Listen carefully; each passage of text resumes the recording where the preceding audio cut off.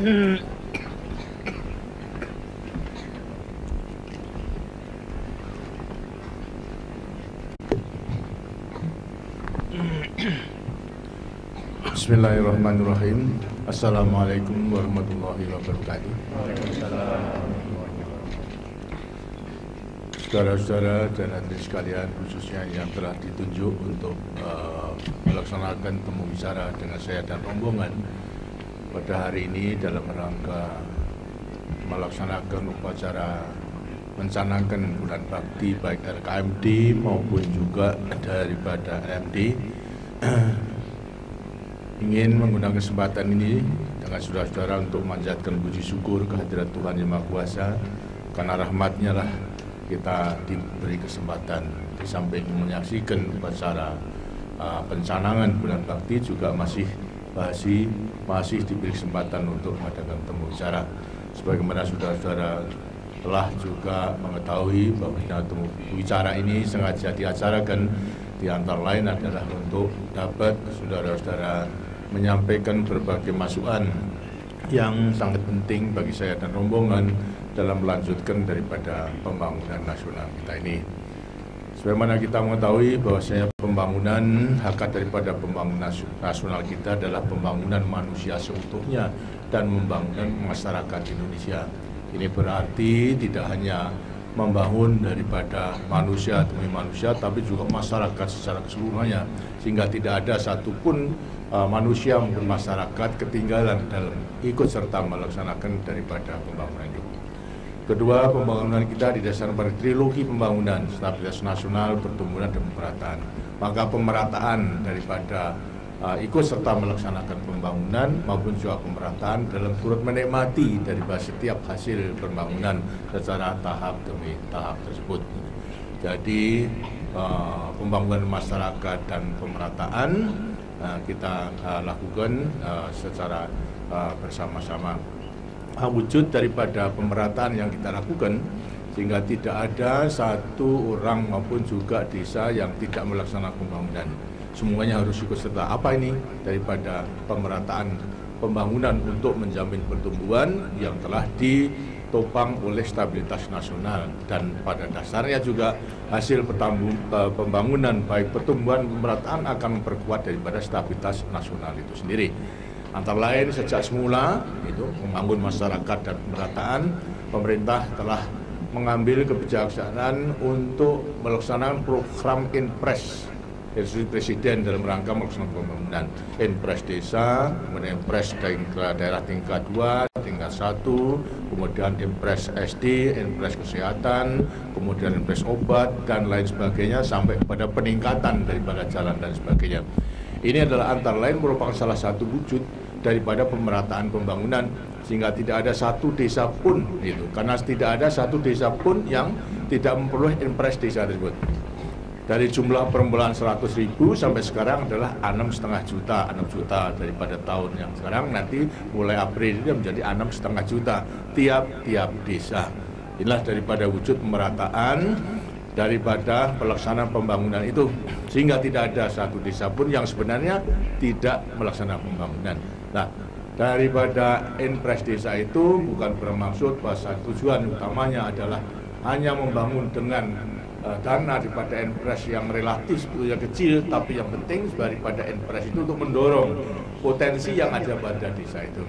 Nah, melewati apa? Melewati musyawarah desa dan sebagainya, sampai desa itu mengerahkan potensi yang dimiliki apa yang ini membangun desa itu, sehingga demikian maka setiap proyek tiap tahun dengan Inpres yang kecil akhirnya bisa menyelesaikan proyek-proyek yang besar. Itu selama 25 tahun yang seterusnya akan kita lakukan demikian. Walaupun demikian, maka ternyata bahwasanya tidak semua desa itu mempunyai kemampuan yang sama. Potensinya yang besar, ada yang tidak. Hingga dengan demikian ada desa yang maju, tapi juga ada desa yang belum maju. Desa yang belum maju bukan karena turun bangun, memang potensinya adalah demikian.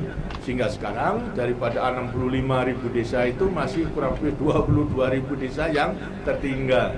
Belum potensinya kurang, sehingga lantas belum melaksanakan pembangunan sebagaimana desa-desa lainnya. Ini pun dengan sininya perlu diperhatikan pemerintah.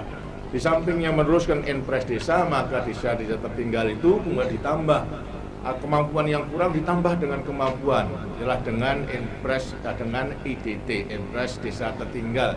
Di sampingnya 6 juta atau 6,5 juta tahun yang akan datang, bahkan tiap-tiap desa sudah diberikan 20 juta tiap-tiap tahun, 3 tahun akan berturut sehingga 60 juta daripada desa-desa tertinggal. Ini merupakan modal yang akan bergulir, artinya akan terus-menerus di desa itu dan digunakan karena tadi desa tadi kurang mampu sehingga sekarang ditambah dengan 60 juta. Nah, ternyata bahwasanya sekarang rakyat kita yang hidup di bawah garis kemiskinan tidak hanya di desa tertinggal, tapi di desa yang sudah tidak tertinggal, non-IDT juga masih banyak rakyat kita yang hidup di bawah garis kemiskinan yang masuk kategori daripada prasejahtera dan sejahtera 1. Nah, ini juga harus kita perhatikan. Nah, perhatian dengan apa? Dengan ikut sertakan masyarakat. Agar supaya secara gotong royong perhatikan. Ternyata jumlahnya tidak sedikit. Jumlahnya masih kurang lebih 11,5 juta. Ya, rakyat kita yang hidup di bawah garis kemiskinan di daerah non-IDT. Daripada jumlah 26 juta secara keseluruhannya yang masih hidup di bawah garis kemiskinan, walaupun kita telah 25 tahun membangun. Itu. Nah, sekarang daerah IDT telah ada dananya. Sekarang di daerah non-IDT itu kita berusaha agar supaya masyarakat di daerah di desa yang sudah tidak tertinggal ikut serta menangani. Di sampingnya itu juga masyarakat yang mampu ikut serta menangani. Karena itulah usahanya kita usahakan agar supaya rakyat yang masih hidup di bawah garis kemiskinan yang masuk kategori prasejahtera dan sejahtera 1 kita anjurkan, mari. Tidak hanya semata-mata kita membantu begitu saja, tapi harus bangkit sendiri dengan melaksanakan tabungan. Oleh karena kita melemparkan usaha taksra tabungan keluarga sejahtera untuk memungkinkan mereka itu mempunyai kemampuan menabung, dan menabungnya itu barangkali juga memang sulit yang masih hidup di bawah kemiskinan di daerah non-IDT tersebut. Karena itu harus dibantu oleh masyarakat, di antara lain juga masyarakat yang mampu. Untuk mempunyai persyaratan agar supaya yang punya tabungan 2.000 saja sebagai tanda pengenal bahwasanya mereka itu memang masih prasejahtera 1, mungkin kan bisa pinjam uang kepada bank, itu saja akan berat. Karena itu harus dibantu oleh lain, termasuk daripada pengusaha-pengusaha. 11,5 juta berarti 2.000 kali 11,5 juta berarti berapa? 23 miliar harus diakan.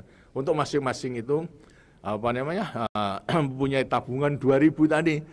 Nah, dengan buku tabungan 2.000 itu kemudian masih harus disediakan dana untuk dipinjami. Dipinjami ini pun juga harus dengan dengan bunga yang murah. Kalau dengan bunga bank ya tidak mungkin, apalagi daripada bunga masyarakat yang bunganya itu ada sampai 35% satu bulan, dibagi 1 tahun 5% dan 60% 1 tahun, tentunya tidak mungkin.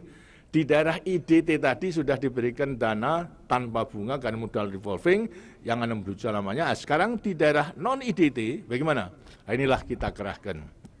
Kita kerahkan daripada masyarakat untuk dapat menyusun dana yang nantinya merupakan sumber pemberi kredit kepada rakyat kita yang masuk kategori prasejahtera dan sejahtera 1 di daerah non-IDT dengan bunga yang murah. Kalau bunga yang mahal bisa saja, tapi ini harus bunga yang murah. Kalau bank dipaksa kamu memberi bunga yang murah, ya siapa yang harus tombok kekurangannya? Subsidi. Akhirnya subsidi minta pada pemerintah, lah pemerintah pun juga dengannya sudah kurang. Karena itulah kita harus mengusahakan adanya kredit yang murah. Inilah yang kemudian kita anjurkan, dan juga memang ada bertanggapan bahwa mereka yang punya keuntungan 100 juta rupiah lebih 1 tahun setelah membayar pajak, mereka itu akan menyumbangkan 2% daripada keuntungan 100 juta yang ke atas tadi. Ini jumlahnya juga tidak sedikit, sekarang sedang dikumpulkan, di antara inilah yang merupakan sumber daripada dana untuk memberikan kredit murah tadi kepada rakyat kita yang hidup dalam kategori prasejahtera di daerah non-IDT. Karena itulah gerakan Takesra sama Kukesra itu dilemparkan atau dicanangkan agar supaya rakyat mempunyai tabungan dan biaya menabung. Nanti maksudnya agar supaya mereka yang telah mempunyai tabungan 2.000 itu untuk minjem pada bank dengan bunga yang murah tadi tentunya dibatasi. Itu tidak sembarang kemudian lantas akan minta kredit yang sebesar-besarnya, tidak, sesuai dengan usahanya. Kita ambil suatu keputusan supaya 10 kali daripada tabungan itu. Jadi tabungan pertama 2.000, 10 kali berarti 20.000 itu pertama. Tapi 20.000 supaya bisa menabung, memperkuat tabungannya harus menabung 10%. Berarti 20.000 ditabung 10% 2.000. Jadi tabungannya menjadi 2.000 tambah 2.000. Ini lunas, kemudian pinjam lagi 10 kali, bukan kali 2.000 tapi 4.000, terus pinjamannya 40.000. Potong lagi menabung 10%, 4.000. Kemudian tabungannya menjadi 4 tambah 4. Begitu, lantas dari 8. Nanti pinjam lagi 10 kali, 80. Dipotong lagi daripada tabungan. Dengan demikian mereka lambat laun mempunyai modal sendiri, sehingga nanti akan menjadi mandiri, tidak perlu tergantung kepada orang lain. Inilah maksudnya daripada membimbing mereka yang prasejahtera maupun sejahtera 1 menjadi prasejahtera atau menjadi sejahtera 2, 3, dan 3 plus, akhirnya menjadi pengusaha kecil yang mandiri, walaupun kecil mandiri dan tetap kita butuhkan sehingga nanti bisa mengembangkan usahanya, masuk daripada kategori pengusaha kecil yang mandiri kuat, mampu untuk meminjam pada bank dengan persyaratan bank yang biasa, sehingga nanti pinjamannya itu tidak hanya 10 kali daripada tabungannya, tapi sesuai dengan usahanya bisa sampai kepada 50 juta yang telah disediakan oleh bank dengan agunan daripada kelayaan usahanya. Yang usahanya layak dinilai, mereka bisa pinjam dengan bunga yang biasa. Inilah antara lain yang kita lemparkan daripada gerakan ini. Dengan cara demikian daripada LKMD maupun juga LMD akan terus bisa membina masyarakatnya, rakyatnya yang masih hidup di bawah garis kemiskinan, dan prasejahtera dan prasejahtera 1 untuk meningkat sampai kepada sejahtera 2, sejahtera 3, dan sejahtera 3 plus dan lain sebagainya. Itu banyak usaha yang harus dilakukan. Karena itulah mereka itu perlu bimbingan, di antara bimbingan daripada masyarakat desa itu sendiri, baik perorangan maupun juga daripada keseluruhan. Ini yang diharapkan untuk tahun-tahun ini dalam rangka bulan bakti daripada LKMD dan LMD, benar-benar diusahakan mengarahkan secepat mungkin rakyat kita yang masih hidup di bawah garis kemiskinan itu agar supaya segera terangkat. Mudah-mudahan pelita ke-6 setidak-tidaknya, ya pelita ke-7 semuanya sudah terangkat, sehingga masyarakat yang adil dan makmur berdasarkan Pancasila itu bisa terwujud. Masyarakat adil dan makmur itu jangan jangan gambarkan semua itu kaya, itu tidak. Kaya itu belum tentu kalau makmur dan sejahtera. Orang kaya bisa tidak sejahtera. Yang tidak sejahtera batinnya tidak sejahtera itu. Tetapi kita yang kecil, barang yang kecil bisa juga cukup tapi sejahtera. Kenapa? Ya tentram daripada hidupnya. Inilah, jangan gambarkan kalau nanti sejahtera, masyarakat adil dan makmur dan Pancasila itu semua kaya, semua menjadi konglomerat, yang enggak ada daripada semua. Tapi yang penting adalah hidup tentram dengan kemampuan daripada usahanya sendiri. Ini yang kita usahakan agar supaya mandiri. Kemudian saya juga nanti akan sudah meresmikan beberapa proyek, dan setelah itu juga akan nanti melihat hasil-hasil daripada apa yang telah usahakan daripada desa-desa IDT, maupun juga nanti akan panen itu di daerah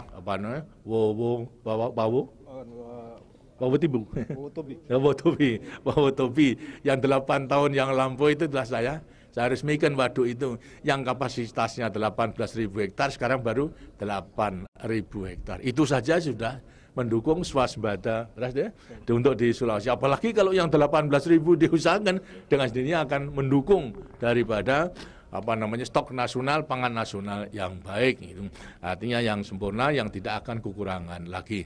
Banyak nanti hal-hal yang masih akan kita saksikan. Nah, sekarang saya akan mengharapkan masukan daripada saudara-saudara mengenai pelaksanaan LKMD-nya, LMD-nya, maupun juga dalam rangka membina masyarakat prasejahtera sejahtera 1 di daerah IDT yang sekarang ini sedang kita lakukan. Kalau di non-IDT baru akan kita canangkan, tapi daerah IDT sekarang yang benar-benar telah berjalan. Coba sekarang siapa yang maju?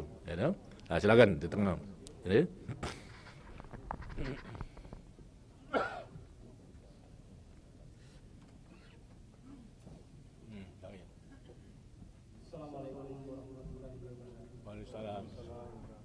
Bapak Presiden yang kami cintai dan kami tambahkan, perkenankanlah kami memperkenalkan diri.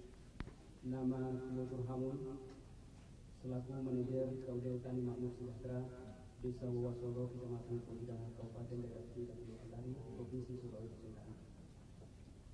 Sebagai tambahan Pak, sebelum kami diangkat sebagai manajer, kami adalah dari tenaga kerja Suraya terpilih PKST. Pada kesempatan yang berbahagia ini, kami ingin mengetengahkan kepada Bapak Presiden. Pertama-tama kami atas nama tidak ada petani yang melakukan panen. Dengan demikian, KUD kami pada bulan-bulan itu tidak dapat melakukan pembelian beras dan pengadaan pangan. Kredit pengadaan pangan tersebut dapat dipertimbangkan untuk berlaku efektif 12 bulan sejak penandatanganan terjadi. Wassalamualaikum warahmatullahi wabarakatuh. Waalaikumsalam. Terima kasih. Saya kira itu sangat penting sekali. Justru dalam rangka meningkatkan pendapatan daripada petani. Memang petani boleh menjual daripada hasilnya itu ke pasar, apalagi kalau harganya di atas floor price yang sekarang Rp450 tiap kilogram gabah kering giling, bukan? Kalau gabah kering sawah tentunya di bawah daripada itu, ya toh. Daripada apalagi juga sebelum diproses gabah kering giling baru 450. Tapi kalau KUD kepada rakyat belum memenuhi persyaratan kering giling, tentunya di bawah daripada itu. Ini sebenarnya memang dimaksud agar supaya kecuali memang juga meningkatkan pendapatan petani juga untuk stok nasional. Sebetulnya telah menjadi kebijaksanaan daripada pemerintah. Selama rakyat itu masih bisa menjual dengan harga tinggi, silahkan. Tapi dan KUD juga bisa membeli untuk dipasarkan dengan harga yang lebih tinggi daripada 450 rupiah tiap kilogram. Tapi penjualnya beras tentunya harga beras lain daripada harga gabah kering giling tersebut itu. Asalkan harganya nanti tidak akan melebihi daripada ceiling price. Dan kalau melebihi daripada itu kasihan konsumen, bukan petani harus membeli dengan cara mahal. Tapi dan sekarang stok nasional memang kita perlukan untuk menjamin agar supaya harganya selalu stabil. Karena itu pembelian itu mutlak. Sebenarnya sudah ada petunjuk itu, tinggal sekarang memang mengecek apakah benar arus daripada kredit untuk segera membeli saat panen itu, kemudian lantas harganya turun, tapi pada waktu panen segera ada badan lembaga yang membelinya, diantaranya KUD dan juga non KUD itu juga boleh membeli. Tadi bahwasanya kesulitan mengenai soal kredit karena dibatasi tidak 1 tahun. Memang ada untung ruginya itu. Menurut pengalaman yang lampau diberikan keluasan, akhirnya kreditnya tidak kembali, ya. Nah, akibatnya siapa yang rugi? Bukan petani, karena kemudian digunakan untuk lainnya. Dan sekarang pada rame-ramenya panen itu yang penting. Itu agar supaya KUD mempunyai uang untuk membeli daripada rakyat yang mau menjual. Menjual untuk apa? Untuk memenuhi kebutuhan hidup maupun juga untuk memenuhi kewajiban dalam rangka membayar pinjamannya. Dalam pinjam KUD itu dengan sini harus segera. Tapi kalau sudah demikian itu ya disesuaikan dengan kemampuan yang ada daripada KUD. Dengan demikian, karena pengalaman yang lampau itu adalah sembarang, artinya diberikan kredit, ini ternyata bahwasanya justru daripada kredit pembelian pangan, bukan kredit usaha tani untuk produksi, kredit untuk membeli pangan banyak yang nunggak, itu tidak dikembalikan. Karena apa? Bukan untuk membeli pangan, tapi untuk membeli lain-lainnya. Nah, mau untung ternyata buntung, jadi tidak bisa mengembalikan daripada kredit. Ini sebagai satu pengalaman. Kata yang penting sekarang nanti akan dicatat oleh Bulog yang memiliki kewajiban dengan dolok-doloknya pada saat-saat panennya itu, agar supaya rakyat menjualnya segera akan ditabung. Di antara lainnya adalah memang untuk kebutuhan hidup maupun juga untuk kewajiban daripada membayar hutang-hutangnya kepada pemerintah. Karena nanti kalau sudah terlanjur, sudah lewat daripada panen, belum membayar hutangnya, sudah terlanjur padinya hasilnya sudah habis dan tidak membayar kembali. Yang berarti juga nanti tidak akan bisa pinjam kembali. Jadi supaya dipelajari, dan kita telah pelajari, tapi usahakanlah pada saat-saat panen itu supaya betul-betul kredit yang disediakan oleh Bulog dan doloknya, karena dia nanti akan atau banknya kemudian lantas membeli, lantas jual kepada Dolok, segera akan dibayar untuk kemudian berputar membeli produk daripada petani tersebut. Demikian ya, supaya diadakan penelitian bukan salah, tapi ya pengalamannya itu agar supaya juga digunakan untuk nanti kalau nanti tidak membayar, tidak dikembalikan, pengurus KUD-nya yang dituntut atau yang harus bertanggung jawab. Terima kasih. Silakan. Sekarang dari apa? Nah ini coba silakan. Ini dari Bali rupanya. Oh, ya. Bismillahirrahmanirrahim. Assalamualaikum warahmatullahi wabarakatuh. Waalaikumsalam. Bapak Presiden bersama dengan rombongan yang saya hormati. Dalam kesempatan ini perkenalkanlah kami memperkenalkan diri. Nama Haji Minrim Armayani. Menjadi ketua LKMD sejak tahun 1980, sudah 12 tahun sampai sekarang, alhamdulillah.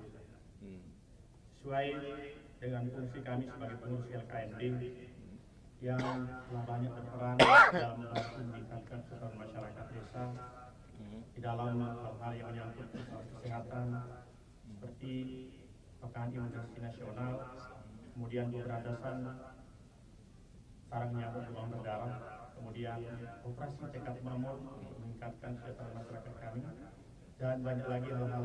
Pada waktu sidang paripurna di DPR pada bulan Januari yang lalu, maka saya tegaskan bahwa di dalam tahun sekarang ini telah diadakan atau diprogramkan latihan kepada ketua LKMD maupun pengurus LKMD lainnya mengenai latihan perencanaan partisipatif pembangunan masyarakat desa atau P3MD, yang alhamdulillah dampak daripada latihan tersebut sangat besar bagi pengurus LKMD yang pada waktu musyawarah tingkat desa. Desa itu nanti akan disusun menjadi rencana-rencana desa yang akan disahkan oleh LMD, kemudian diusulkan pada pihak-pihak yang berwenang. Oleh karenanya, dalam kesempatan yang berbahagia ini, perkenalah kami untuk menitip harapan mudah-mudahan pada tahun-tahun mendatang program latihan semacam itu secara kontinu berkesinambungan dapat dilaksanakan. Demikianlah yang dapat kami sampaikan. Semoga ada manfaatnya. Terima kasih. Assalamualaikum warahmatullahi wabarakatuh. Waalaikumsalam. Terima kasih, soal usul yang baik sekali. Memang dalam rangka pembangunan itu salah satu daripada persyaratan adalah mengenai manusianya. Karena itu pembangunan sumber daya manusia akan terus-menerus dilaksanakan. Meningkatkan baik mengenai ilmu pengetahuannya, juga penguasaan teknologi, sampai kepada keterampilan dan sebagainya. Dan ini hanya bisa dilakukan dengan baik mengenai pendidikan maupun juga latihan-latihan.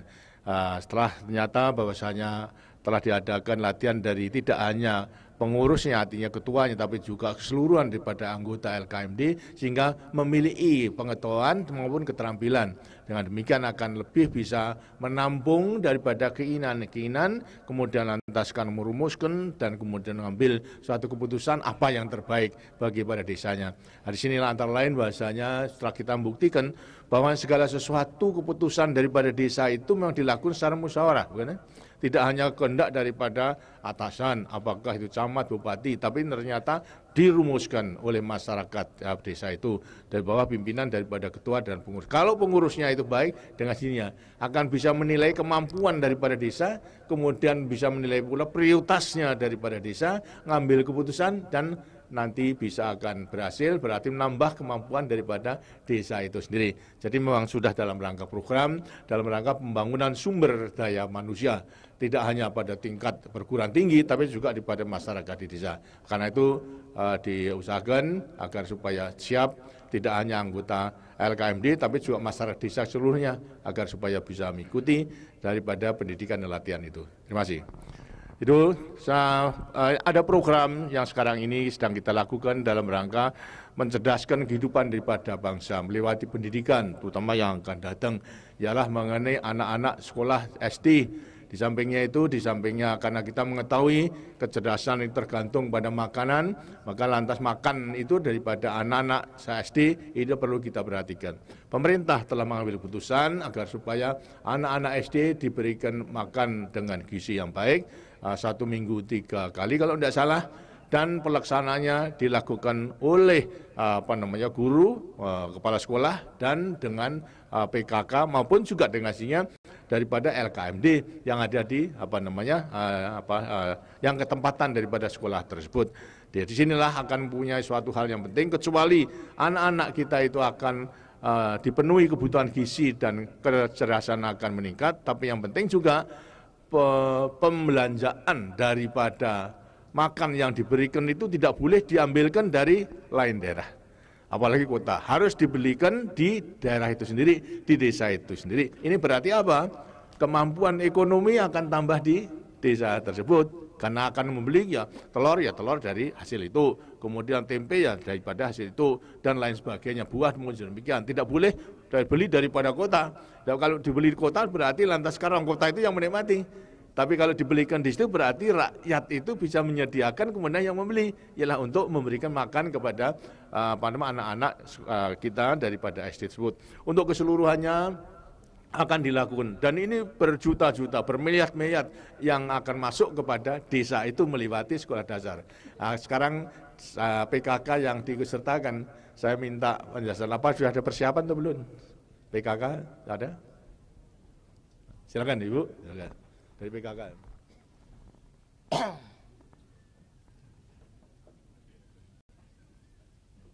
Dan maju Bu, maju coba dekat-dekat. Nah. Assalamualaikum warahmatullahi wabarakatuh. Waalaikumsalam. Bapak Presiden Republik Indonesia bersama rombongan yang kami banggakan. Perkenan Kecamatan Pembidahan mewakili PKK Provinsi Sulawesi Tenggara. Dalam kami membina 10 program pokok PKK ini. Program yang diprioritaskan adalah kegiatan P2K yang dananya bersumber dari bantuan Bapak Presiden masih bersekolah. Ibu, saya pernah untuk setiap tahun daripada PKK desa dapat berapa? 500.000. Yang pada 5 seharusnya untuk PKK-nya seharusnya 1 juta. 1 juta ya? Dan 1 juta. Nah, 1 juta kemudian tambah daripada 500.000, dan nanti untuk tahun yang akan datang adalah 1 juta tambah 500.000, berarti 1,5 juta. Tapi ada tambahan kewajiban ialah untuk membina pemuda yang 500.000 itu, dan akan tambah lagi tadi mengenai mengerjakan pangan, maka pemberian makan kepada SD. Ini sudah ada rencana atau belum? Memberi makan kepada SD? Belum? Belum ada ya? Belum ada. Itu nanti PKK dengan kepala sekolah akan melaksanakan. Ada SD enggak di desanya? Itu mulai sekarang harus disiapkan demikian rupa sehingga ada rencana untuk memasak, membelanjakan daripada jumlah anak SD yang tiap-tiap anak itu Rp350. Itu tiap-tiap anak 1 kali makan, nanti 1 hari, padahal 1 minggu 3 kali. Jadi anaknya 350 kali 3, jumlahnya berapa? Nah itu dengan dirinya, itu nanti harus disiapkan. Dan yang penting ibu-ibu nanti harus kontrol, bahannya harus dibeli dari desa itu. Berarti lantas sekarang menumbuhkan ekonomi di desa itu tuh, akan menambah kegiatan tadi daripada 1 juta yang ditambah kemudian 500.000 tadi. Baik, dan sekarang Ibu supaya nanti saat di rumah bicara dengan kepala sekolah, ini bagaimana ini rencananya, tentunya juga minta petunjuk Pak Camat dan sebagainya. Terima kasih Ibu, coba dilanjutkan. Ya. Penemuan lainnya akan ada waktu. Sekarang apalagi apa? Satu aja, apakah ada permintaan? Namun demikian Pak, kami harapkan kiranya dari dana UP2K yang setiap tahun itu kiranya dapat ditingkatkan. Sudah, itu sudah ada tingkatkan. Sebelumnya minta sudah ditingkatkan. Sudah ditambah lagi. Tinggal programnya dulu ya. Baik. Baik, terima kasih. Selamat bekerja Ibu. Selamat bekerja, terima kasih. Aduh. Karena sangat gembirakan, ibu-ibu PKK jasanya tidak sedikit, dan memang Mbah Tar sudah terkenal di luar negeri dan semua mau meniru gerakan PKK di Indonesia ini. Terima kasih. Sekarang di antara tadi adalah mana? Nanti dulu dari Ibu. Ya, jangan, silakan. Tapi waktunya gimana? Ya, mari. Silakan Ibu itu. Ibu, silakan. Ya, silakan. Ada tambahan yang singkat saja. Maju lagi Bu, maju. Maju lagi Bu, maju supaya maju lagi. Ya, gitu. Bapak Presiden Republik Indonesia. Ya. Pertama yang kami muliakan. Ya. Terima kasih atas Kesempatan. pelaksanaan Bapak Presiden. Saya nama Sarura Hayu dari Dusun Baik. Dari Dusun Baik, Kecamatan Pendidikan, Desa Lambang. Mulai sejak tahun 1990 Ya. menjadi dusun kampung. Kampung. Oh ya. Sejak saya dipanggil di kesehatan untuk mengikuti kursus kesehatan. Latihan, kursus sama latihan ya Bu. Nah. Berapa bulan latihan? Dukun terlatih. Lalu saya mengikuti dukun terlatih di kursusukan. Syukur alhamdulillah dikasih pengetahuan dan peralatan diberikan untuk membiayai masyarakat kita. Lalu saya kursus pernah menolong di kampung. Tiap bulan saya melapor di puskesmas. Banyaknya punya pasien. Lalu saya itu melakukan tidak pernah mendapat kesulitan atau hambatan. Hambatan saya hanya selain waktu